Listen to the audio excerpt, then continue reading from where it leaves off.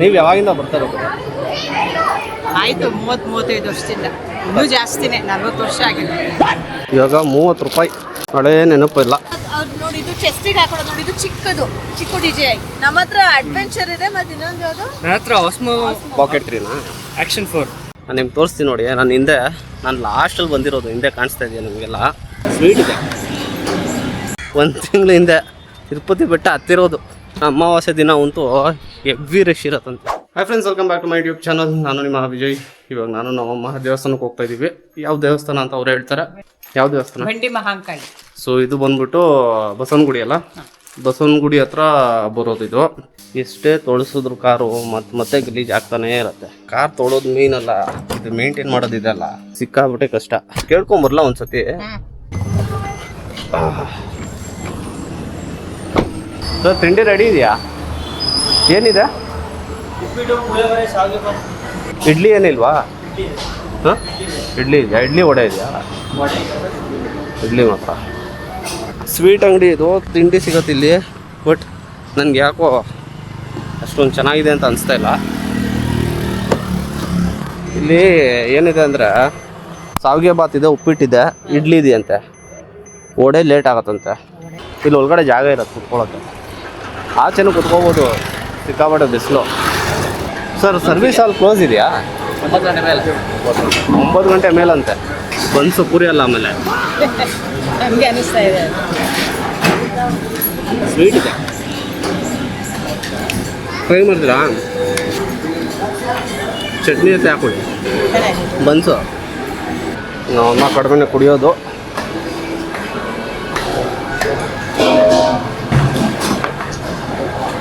ನಾಯಿ ನೋಡಿ ಎಷ್ಟು ದೊಡ್ಡದಿದೆ ಅಲ್ಲಿ, ತುಂಬ ದೊಡ್ಡದಿದಲ್ಲ.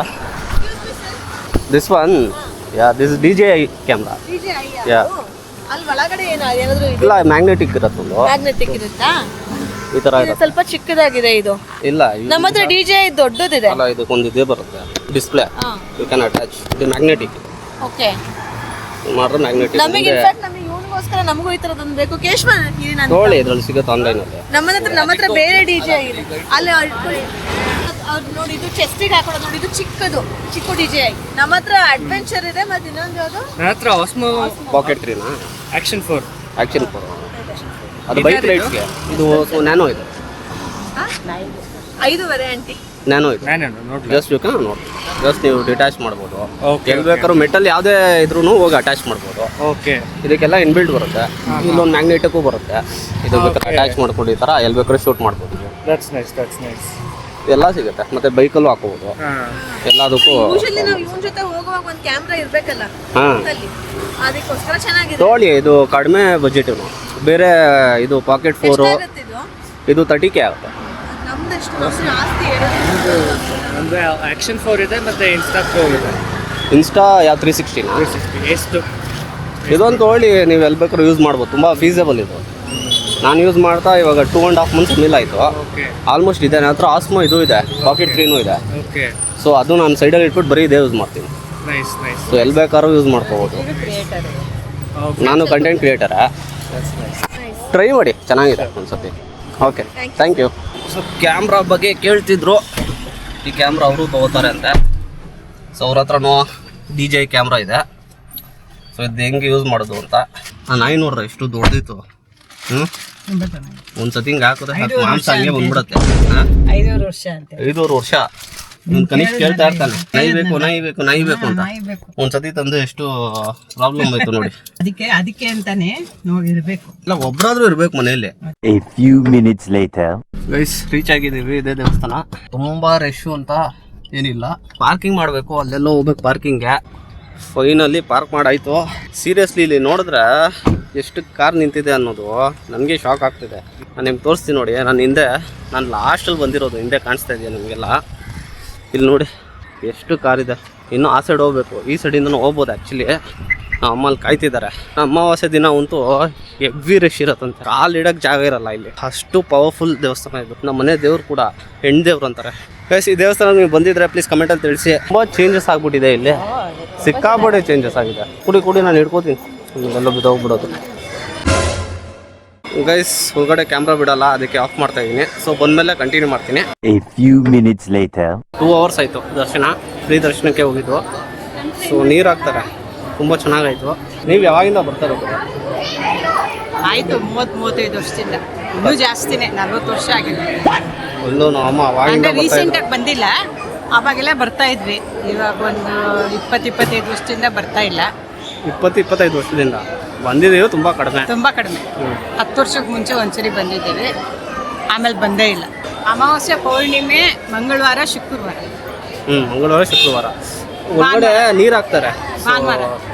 ದೇವ್ರ ತಲೆ ಮೇಲಿಂದ ನೀರು ಹಾಕ್ತಾರೆ. ಅಲ್ಲೂ ಚೆನ್ನಾಗಿ ನೀರು ಬಿತ್ತು ನನಗಂತೂ. ಕನಿಷ್ಠ ನೋಡಿದರೆ ಇದು ಬೇಕಂತಿದ್ದಾವೆ.